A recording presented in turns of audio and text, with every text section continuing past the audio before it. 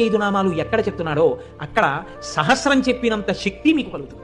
అంత గొప్ప నామాలు నేను చెప్తాను, మీరు కూడా చెప్పండి.